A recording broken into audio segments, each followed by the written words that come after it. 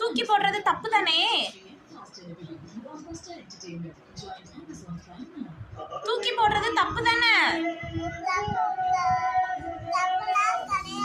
யார் சொன்னா தப்புலாம் கிடையாதுன்னு?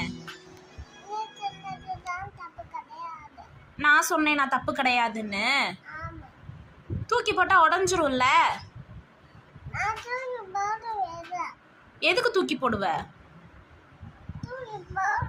அப்ப இனிமே தரமாட்டேன் உனக்கு.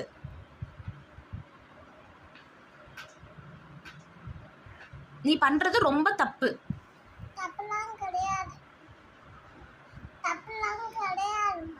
தப்புதான். தப்பு. அப்ப இனிமே உனக்கு தரவே மாட்டேன். சரிப்பா, அப்ப இனிமே உனக்கு தரமாட்டேன்ப்பா.